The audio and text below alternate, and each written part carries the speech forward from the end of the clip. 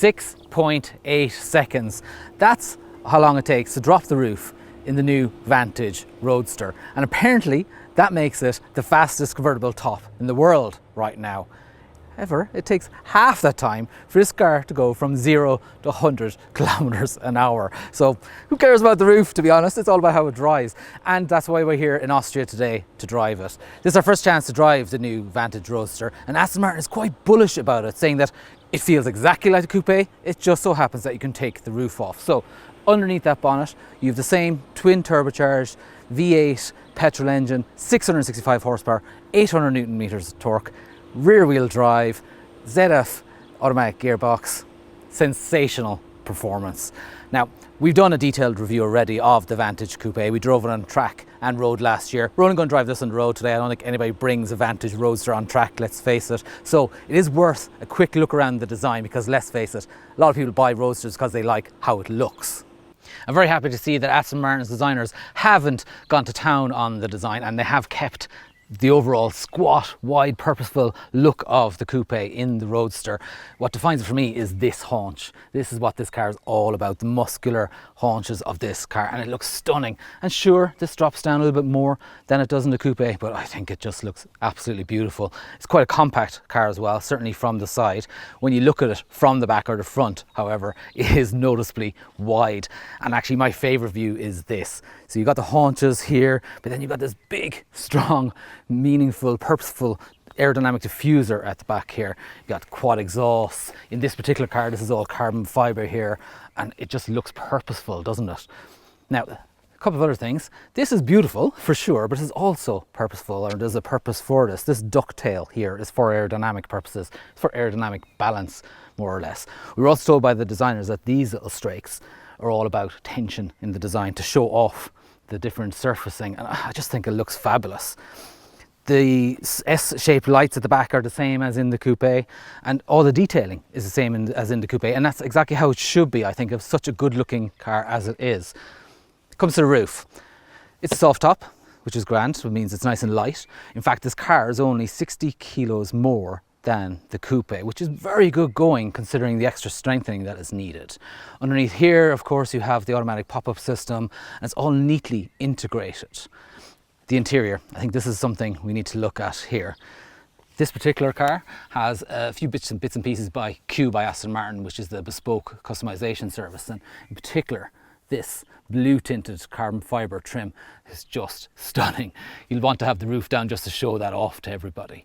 I'm going to sit in, however, and show you around the cabin. It is the same as coupes, but I think it's worth looking at because Aston Martin has moved so far ahead in that in recent years. As in the coupe, you push the handle in to get it to pull out. It's nice and aerodynamic. And something very subtle, the doors gently pivot up and away from the road. It's such a subtle thing, and it's been in Aston Martin for a while, but I really like it. It's nice. Anyway, getting in, even though you've got this very raked windscreen, it doesn't feel like it when you're inside. It doesn't feel too close to your head, and there's a lot of adjustment in the seat anyway. There's electric seat controls here, there's electric steering wheel control up here, so huge amount of adjustment. It's very easy to get comfortable. What hits you straight away, even with the roof off, is a beautiful smell. It's something that a lot of people don't talk about. But in a car like this, and you're spending money like this, you want the car to feel special. And every time you get into this, you feel this bridge of weir leather, and it's lovely to touch as well. As I mentioned, the carbon fibre trim here, there's a huge amount of customization, so no two Vantage Roadsters need to be the same inside. All Vantage Roadsters, of course, will have the same switch gear, and these days Aston Martin doesn't have to make excuses for that. It's got these two screens now, nice big touchscreen in the middle, digital instruments which actually have been updated since the coupe for the Roadster due to feedback from customers and journalists. On top of that, and well, you know, a touchscreen is important and everybody wants a touchscreen.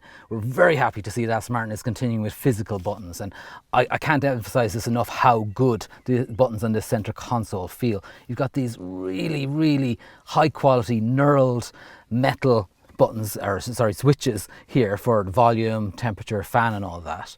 Then you've got the drive selector, which is again is a very solid metal nub in the middle, and ahead of that is the big strong start-stop button for the engine, but also this twists, so that can be for the variable traction control, which we'll talk about later on when we're driving, but it's probably less relevant to this car than it was for the coupe on track. There's lots of other drive setting buttons around here, but that is really what it's all about for me, these nice physical controls mixed with the modern technology that everybody wants. All this is all very well and good, but now it's time to see if it lives up to the promise. Let's go out and drive it.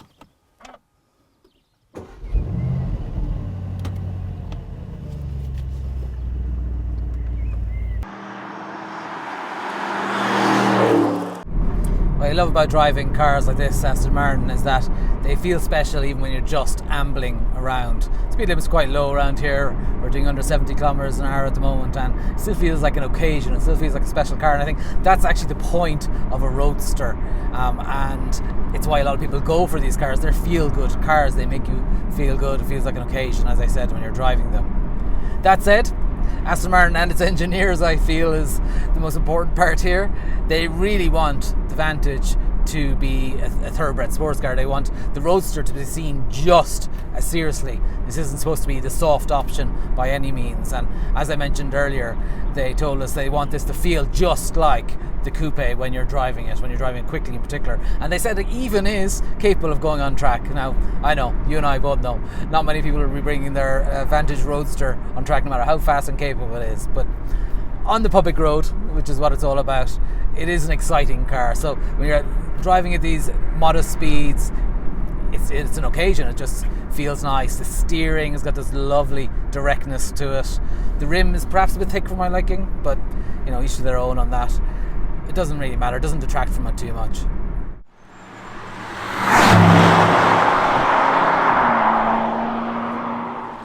There are different driving modes. This circular selector I pointed in the middle here ahead of the drive selector, it isn't just for altering the variable traction control, it's also for selecting the actual driving modes.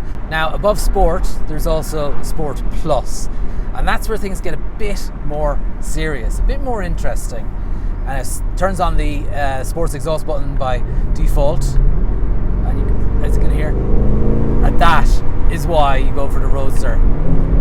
So you can hear its engine, you can hear that twin turbocharged V8, quad exhausts. It's just glorious. And again, you don't have to be breaking the speed limit to enjoy that noise. This transmission, it's a ZF 8-speed transmission. It's very, very fast, and Aston Martin tells us that it's been calibrated on purpose not to be super smooth, to make, as it said, an event of every gear change. That's absolutely the point. You'll want to take control of the gears when you're driving on an interesting road, just because there's instant response. You've got these lovely paddles behind the wheel. This one has got carbon fibre paddles. They're nice and large, they're very, very firm and solid to touch, and the car responds instantly to them. You can't leave the car do its own thing, but there's actually a manual button here. So you press that and it won't override your gear changes. So even if you go to the red line and hold it there in a corner, it'll leave you do that, which is good. That's what keen drivers will want. The whole chassis just moves a piece, really. Now, those driving modes, they do alter other things like the damping. So this has got pretty advanced Bilstein DTX dampers. So adjustable damping, vary the damping force depending on a vast number of parameters, but also the driving mode. But even on Sport Plus here, it's not uncomfortable. I'm sure we'll be on a dodgy back road, to be fair.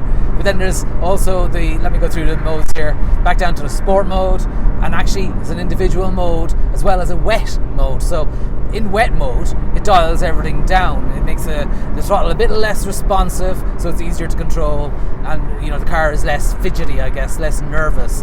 But to be honest, we've been driving this car all day, even in the wet, and it doesn't feel nervous anyway. It gives you loads of communication. It tells you what's going on. You can feel quite easily what's going on all the time. And then when you get to put a foot down, it really shifts. You've no doubt that it does 0 to 100 kilometers an hour in 3.5 seconds. It'll do well over 300 kilometers an hour.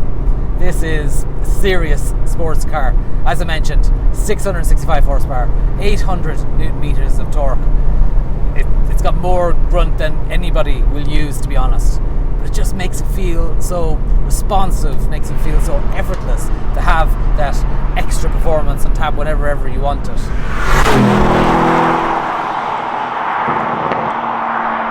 I do love all this variability, all this adjustment of the driving settings at, you know, if you want them.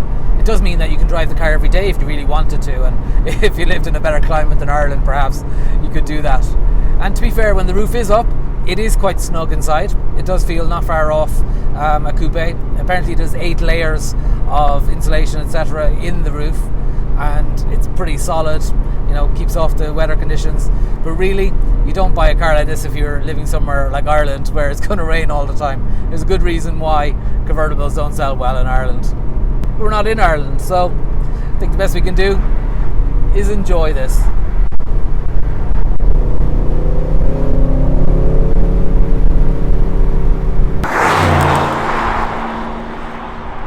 And as to the question whether it lives up to expectations, just listen to it.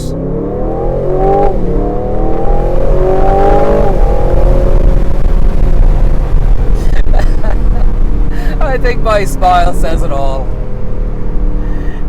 Now, if you want to know more about the Vantage Roadster or the Vantage Coupe or pretty much any other Aston Martin, head along to our website. It's CompleteCar.ie, and it's a great resource for choosing your next new car or just dreaming about it.